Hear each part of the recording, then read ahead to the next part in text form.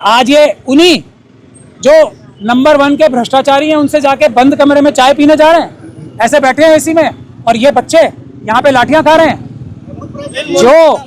जो भूल जाएं, जो डंडा चलाएगा बच्चों के ऊपर, मैंने कल भी बोला था, उठा लिया तो भारत का संविधान छोड़ेगा नहीं। असली चेहरा नजर आया थोड़ा थोड़ा मोदी जी का, बिना मेकअप के। क्यों? क्योंकि जनता आ चुकी है अब, इसीलिए स्टेज पे भी नहीं जा रहा हूँ। जो लोग बात करके खुश होके ऐसे खुशी खुशी बाहर आ रहे हैं, फिर के कौन सा किला, चोरों से मिलके कौन सा किला फतह करके आ रहे हैं, टेस्ट में शामिल होने जा रहे हैं, हाई कोर्ट जा रहे हैं, इंडिया गेट जा रहे हैं, पिकनिक करने जा रहे हैं, या घूमने ही जा रहे हैं, या प्रोटेस्ट में भी जा रहे हैं, रोकने का अधिकार कानूनी कहाँ है? मैंने उतरा तो मुझे भी बदतमीजी की कि आप चले जाइए। अब देखिए आप क्या कर रहे हैं। मैं करीब जाकर दिखाऊंगा ये माहौल। जाइए आप। क्या अभी हुआ है? मैं दिल्ली के जंतर मंतर पर जा रहा था तो मैंने देखा कि आप यहाँ खड़े हुए हैं। क्या ये पूरा मामला है? थोड़ा बताइए इसके बारे में। नहीं, मामला कुछ नहीं है। ये तो जो प्रैक्टिकल डिफिकल्टीज आ रही हैं, अमित शाह जी ने और जो नए कमिश्नर साहब आए हैं जिनको स्पेशली लाया गया है, उन्होंने जो भ्रष्ट पुलिस अधिकारी हैं उनको इस प्रकार के गैरकानूनी आपराधिक ऑर्डर्स दे रखे हैं जो हर जगह दिल्ली के कोने कोने पे इम्प्लीमेंट हो रहे हैं। और मैंने देखा यहाँ छोटे छोटे बच्चे और बच्चियाँ, उनके सामने इतने बड़े बड़े लठ लेके पुलिस की वर्दी में लोग, मैं उन्हें पुलिस अधिकारी तो नहीं कहना चाहता क्योंकि हैं भी नहीं वो। और जो यहाँ के पंकज कुमार जी हैं, शायद उनका नाम, SHO साहब बता रहे थे अपने आप को जी, तो उन्होंने यहाँ उनको बच्चों को इतनी ज़्यादा डरा और धमका रखा था कि उनके शक्लों से मुझे लग रहा था कि कहीं नहीं। वजह क्या है? क्यों वजह? मैंने उतरा तो मुझे भी बदतमीजी की कि आप चले जाइए, वकील साहब यहाँ आपकी अदालत नहीं है, अच्छा आप यहाँ से चले जाइए। मैंने कहा आपने इनको रोक क्यों रखा है? तो मेरे पूछने के दौरान ही मुझसे तक से खूब बदतमीजी की, आप तरह तरह की। खैर मैं इंपॉर्टेंट नहीं हूँ, ठीक है। तो फिर उनको जबरदस्ती मार पीटते हुए डंडों से बड़े बड़े घसीटते हुए 15-20 बच्चे बच्चियों को उस तरफ कहीं ले गए। उसके बाद मैंने फिर 100 नंबर पे फ़ोन किया, यहाँ पुलिस के अधिकारी है क्या? अब कंप्लेंट तो शायद SHO साहब ही हैं सच में, मतलब हैं तो, लेकिन अधिकारियों जैसा कार्य तो नहीं कर रहे। अब आपको यकीन भी नहीं रहा है? नहीं, मुझे क्यों यकीन होगा? मैं तो ये सबको सिखा ही रहा हूँ ना कानून। जो अधिकारी अपनी संवैधानिक और कानूनी बंधन तोड़कर आगे बढ़ जाता है वो अपराधी हो जाता है। ये जो तो फिर हमने 100 नंबर पे बुलाया, 100 नंबर ने भी मतलब IO साहब को बुलाया ही नहीं आप। अच्छा, उन्होंने कहा DCP साहब को बुला रहे हैं हम यहाँ पे, वो आ रहे हैं। ठीक है। अब डराने के लिए बोला था मुझे, मैंने कहा मैं तो आपसे भी डर रहा हूँ, DCP साहब कोई और जरूरी काम कर रहे होंगे, उन्हें करने दीजिए।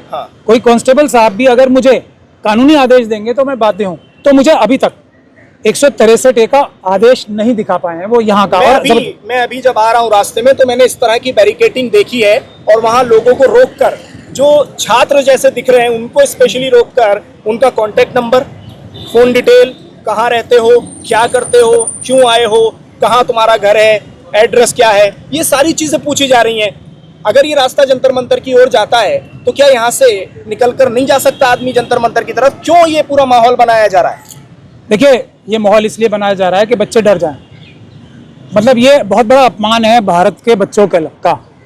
मैं गारंटी ले रहा हूँ पर्सनल, जिस बच्चे का नाम और टेलीफोन नंबर लिया गया है, अगर उसको छू लिया किसी ने, फोन कर दिया किसी पुलिस के अधिकारी ने, या किसी गैंगस्टर को, अपने पुलिस के बहुत सारे जो भ्रष्ट अधिकारी हैं वो गैंगस्टर्स को भी नंबर दे रहे हैं बच्चों को धमकाने और डराने के लिए, जो हार्डकोर क्रिमिनल्स हैं, देशी और विदेशी। अगर एक फोन आ गया किसी गैंगस्टर का या किसी पुलिस के अधिकारी का इन मासूम बच्चों को, उसको मैं नौकरी नहीं करने दूंगा। भारत का संविधान इतना ताकतवर है, वो किसी जगह पे नौकरी नहीं कर पाएगा, भारत का संविधान उसे नौकरी नहीं करने देगा। ये गुंडों से फोन करवाने के लिए जो फोन नंबर लिए जा रहे हैं ना, कौन कौन से अंतर्राष्ट्रीय गुंडे इन सब लोगों के टच में हैं, जो ये भ्रष्ट पुलिस अधिकारी हैं, ये हम बर्दाश्त नहीं करेंगे। मैंने इसीलिए यहाँ पे फिर रुका। DCP साहब आए तो उन्होंने दूसरी बात बताई, जो बात आप बता रहे हैं वो पहले। अब देखिए आप क्या कर रहे हैं। मैं करीब जाकर दिखाऊंगा ये माहौल। जाइए आप, क्या कर रहे हैं देखिए आप। नहीं सर, ये सब क्यों किया जा रहा है कि जो ऑटो रोके जा रहे हैं वो सारी? ये मुझे नाम लिया ना SHO साहब ने, अमित शाह साहब और नए कमिश्नर ने बोला है हमें, यानी कि वो साजिश में शामिल है ना। इसमें सबूत है। आज तो बहुत बड़ा अच्छा दिन भी है कि अमित शाह साहब के खिलाफ और कमिश्नर साहब के खिलाफ डायरेक्ट सबूत आ गया हमारे पास कि वो कॉन्स्पिरेसी, ये इस तरीके की गैर कानूनी गतिविधियां करा रहे हैं इन पुलिस के भ्रष्ट अधिकारियों से। आपके हिसाब से क्या वजह है? क्योंकि आज रात से ही सुनने में आया कि इस तरीके की चीजें चल रही है निजाम। नहीं, ये कल से भी चल रही हैं, परसों से भी चल रही हैं। लेकिन मैंने आज जब बच्चों को रोक के हुए देखा और एक तरीके से उनको घेराव करके जो गुंडे नहीं रोक लेते ना, उस हालत में देखा, जब भी तो मैं उतरा, वरना मैं तो जा रहा था अपने हाईकोर्ट की तरफ। तो उस प्रोटेस्ट में शामिल ना हो ऐसी मंशा है कि सीजेपी के प्रोटेस्ट में ना शामिल? ना, प्रोटेस्ट में शामिल होने जा रहे हैं, हाईकोर्ट जा रहे हैं, इंडिया गेट जा रहे हैं, पिकनिक करने जा रहे हैं, या घूमने ही जा रहे हैं, या प्रोटेस्ट में भी जा रहे हैं, रोकने का अधिकार कानूनी कहाँ है? इतने लार्ज नंबर ऑफ पीपल को रोकने का अधिकार कहाँ है? अब ये बस में जा रहे हैं, किसी बस में चढ़ जाएंगे, रोक लेंगे, सबको डराएंगे, और उनके जो नंबर, कोई कानून है इस तरीके? वही तो मैं पूछ रहा हूँ, अभी तक मुझे नहीं दिखा पाया कोई भी व्यक्ति, वो कानून नहीं दिखा पा रहे हैं मुझे, ये बड़े बड़े पुलिस के अधिकारी।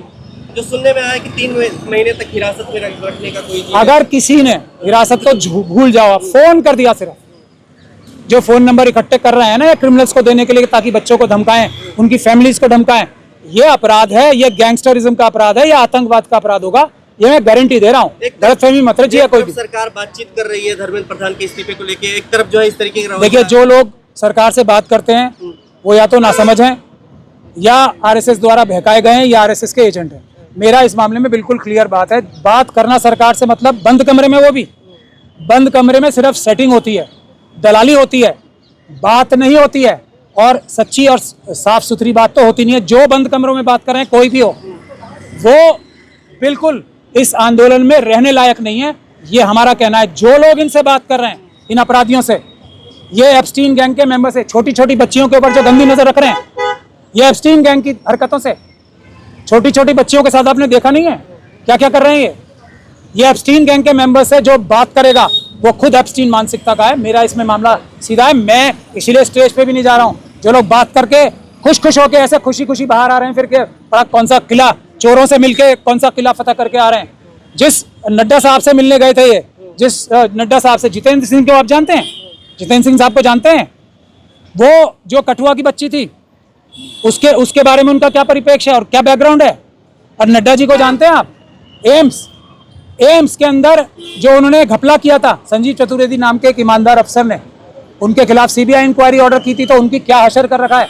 पूरा पीएमओ उनके पीछे पड़ा है संजीव चतुर्वेदी जी के पास, और आज ये उन्हीं जो नंबर 1 के भ्रष्टाचारी हैं उनसे जाके बंद कमरे में चाय पीने जा रहे हैं, ऐसे बैठे हैं एसी में, और ये बच्चे यहाँ पे लाठियां खा रहे हैं।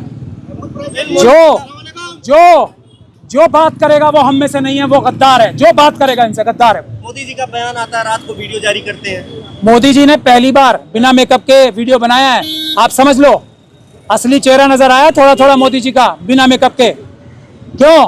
क्योंकि जनता आ चुकी है अब भारत देश की जनता जाग चुकी है। जो काम अपोजिशन का था वो नहीं हुआ, जनता ने अपने हाथ में ले लिया। कोई लीडर नहीं है, जो बात करेगा वो गद्दार है, सोनम वांगचुक ने हड़ताल भी जो बात करेगा वो गद्दार है। हमें हंगर स्ट्राइक नहीं करानी है, हमें हंगर स्ट्राइक नहीं करनी है, हमने उनसे, उन लोगों के बैंक बैलेंस लेने हैं, उनकी जो प्लेट्स है ना 56 भोग के खाने जो वो खा रहे हैं, इन बच्चों के छीन के उनके 56 भोग लेके बच्चों में बांटने हैं। हम लोग ऐसे नहीं है कि हम इनसे आप उम्मीद कर रहे हो इमोशंस की, एप्स्टीन मानसिकता के लोगों से। के लिए जो शर्त थी उसमें दिल्ली पुलिस ने लिख के दिया है कि शांतिपूर्ण तरीके से जो लोग शामिल थे उनके खिलाफ कुछ नहीं किया जाए। वो हैं कौन? आप मुझे ये बताओ, वो दिल्ली पुलिस के अधिकारी नहीं, अपराधी हैं। वो हैं कौन बोलने वाले कुछ भी? वो क्या हमारे मालिक हैं? आप ये बताओ, किस बच्चे ने कौन सा अपराध किया है और कौन सा अपराध वो कर सकते हैं? अपराध तो आपके ये भ्रष्ट पुलिस के अधिकारी वर्दी के अंदर और वर्दी के बाहर कर रहे हैं। इनकी हिम्मत कैसे होती है बच्चों से बात करने की कि अगर आप ये करोगे तो वो करोगे? वो मालिक हैं देश के, वो कोई अपराध नहीं कर रहे हैं, अपराध आप कर रहे हो। आप अपना एक स्ट्रॉन्ग पॉइंट बनाना चाह रहे हो कि हम आपको परमिशन देंगे। आप हो कौन? हो कौन आप? कंप्लेंट दी है ये, अभी मैं ये जेल भिजवाने का काम शुरू हो गया आज से। जो कानून है उसके ऊपर कोई नहीं है, ना अमित शाह साहब, ना कमिश्नर साहब, ना डीसीपी, ना एसीपी, कोई ऊपर नहीं है कानून से। अब हम देखेंगे, हम नहीं जाते सुप्रीम कोर्ट और हाई कोर्ट, हम यहाँ निचली अदालत से वो करके दिखाएंगे जो हाई कोर्ट और सुप्रीम कोर्ट से नहीं करा पाए बड़े बड़े नाम निहाद वकील। लेकिन जो लोगों के साथ हो रहा है, आइडेंटिफाई किया जा रहा है, बकायदा एआई के माध्यम से विजुअल निकाल करके जो लोग वहां जा रहे हैं उनकी फोटो ली जा रही है, उनका रिकॉर्ड। ये मैं बता रहा हूँ, ये अमित शाह साहब के जो गैंगस्टर मेंटालिटी है ना, वो चलने नहीं देगी देश की जनता, और हम जैसे लोग नहीं चलने देंगे। ये गैंगस्टर्स को फोन नंबर दे रहे हैं, उनके फोटोएं दे रहे हैं कि इनके वो करो, आप इनको गोली मारो। आप ये गैंगस्टर्स को दिए जा रहे हैं फोन नंबर, एक एक को देख लेंगे ये पुलिस वाले को और गैंगस्टर्स को भी। तंग अगर किसी ने फोन कर दिया हमारे एक भी बच्चे को, चाहे पुलिस का अधिकारी हो या गैंगस्टर हो या अपराधी हो, कोई भी, उसको छोड़ेंगे नहीं। ये मेरे जवान है, ध्यान रख लेना सब। अपना काम करो।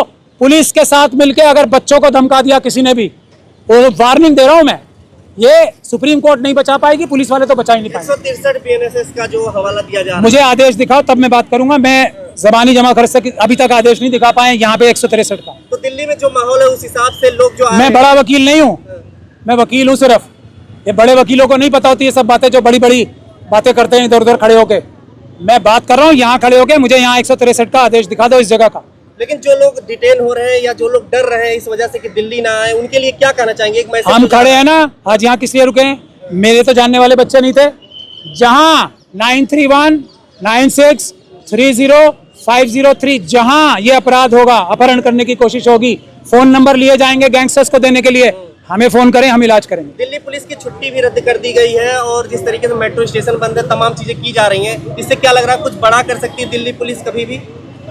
हम भी बैठे हैं ना यहाँ पे, हमने बड़े बड़ों को संविधान और कानून के माध्यम से सीधा किया है। मेरा बैकग्राउंड सब जानते हैं। अब मुझे पता नहीं, कुछ ईमानदार पुलिस ऑफिसर्स जैसे लगने वाले लोग बोल रहे थे कि हम इस्तीफा दे रहे हैं। मैं उनसे गुजारिश करूंगा, इस्तीफा नहीं देना है आपने, बिल्कुल इस्तीफा नहीं देना है। आपको अंदर रह के उन लोगों के खिलाफ एफआईआर करनी है। आप बिल्कुल, जो मुट्ठी भर ईमानदार लोग हैं वही इस्तीफे देके बाहर आ जाएंगे तो कैसे होगा? मुट्ठी भर जो ईमानदार लोग हैं, जो बहादुर लोग हैं, उन्हें ये भ्रष्ट अधिकारियों के खिलाफ सिस्टम के अंदर रह के कानूनी कार्रवाई करनी है और हमें इंफॉर्मेशन देनी है। हम जेल भिजवाएंगे इन सब भ्रष्ट अधिकारियों को। आपके सामने कितने बच्चों को अंदर ले जाया गया, डिटेन किया? करीब 15-20 बच्चे थे, छोटे छोटे बच्चे, जो मतलब मैं समझ रहा हूँ कल के साइंटिस्ट, कल के वकील, कल के अच्छे, ऐसे वाले प्रधानमंत्री नहीं, अच्छे वाले प्रधानमंत्री बन सकते हैं। ऐसे वाले विपक्ष के नेता नहीं, अच्छे विपक्ष के नेता बन सकते हैं। उनको डरा रहे हो तुम यही करने के लिए तुम क्या पुलिस की नौकरी किए थे? डरा रहे हो अपने मालिकों को। शर्म नहीं है, शर्म नहीं है। और अब जब हम लोग आ गए तो अपनी बातें पलट रहे हैं। वो 163 चली गई, खत्म हो गई 163। अब क्या हम उनकी वेरिफिकेशन कर रहे हैं? इन बच्चों की वेरिफिकेशन करेंगे, तुम्हारी वेरिफिकेशन कौन करेगा? तुम यहाँ अपने नेम प्लेट छुपाते हो अपराधी बनने के लिए। जिसने मैंने यहाँ पे अभी 3-4 पुलिस अधिकारी देखे, नेम प्लेट नहीं था हर का एक सिंगल बहाना। मतलब अमित शाह साहब, क्या बोलूं मैं अमित शाह साहब को, कुछ तो अच्छे से दिमाग लगवा लो। आपके पास नहीं है, किसी और से लगवा लो। अमित शाह साहब, एक ही तरीका है। एक तो पर्स रखेंगे उसी जेब में जिसमें नेम प्लेट है ताकि फ्लैप ऊपर आ जाए, ठीक, और दूसरा उसमें मोबाइल रखेंगे। एक ही फार्मूला है, दूसरा कोई फार्मूला सोच लो। अमित शाह साहब एक ही फार्मूला सिखाया और इतनी अकल नहीं है इन लोगों को। चलो अमित शाह साहब तो जो भी बोल रहे हैं, तो भाई साहब फोटो तो आ रही है आपकी, आजकल तो हर एक के पास कैमरा है। ये नाम छुपा के क्या कर लोगे आप? आपके साथ बदतमीजी कर रहे हैं तो फिर बच्चों के साथ क्या कीजिए? मेरे साथ इंपॉर्टेंट नहीं है, लेकिन ये देखो कि जो एक वकील हैं, जो लीगल प्रोफेशन में है, उनके साथ गालियां। तो हमारे पास ये है, इनकी गालियों का जवाब ये और ये है। ये इसमें क्या है आपका? ये और ये, इनकी हर एक गाली, हर एक गोली, हर एक लाठी पे 100 नहीं 1000 गुना भारी पड़ेगा। ये मैं बता रहा हूं, सुधर जाएं, इस संविधान और इस कलम से काम करें, डंडे को भूल जाएं। जो डंडा चलाएगा बच्चों के ऊपर, मैंने कल भी बोला था, उठा लिया तो भारत का संविधान छोड़ेगा नहीं। उठाना नहीं है, रखो आप, उठाना नहीं है। उठा लिया मतलब आपने कानून का उल्लंघन कर दिया। उसके बाद भारत के संविधान से आपको, भारत के कानून से कोई नहीं बचा सकता। हम लोग अभी जिंदा हैं, सच्चे ईमान वाले अम्बेडकरवादी जिंदा हैं अभी। खबरों में बने रहने के लिए फोरम 4 को सब्सक्राइब करें और नोटिफिकेशन पाने के लिए बेल आइकन दबाएं।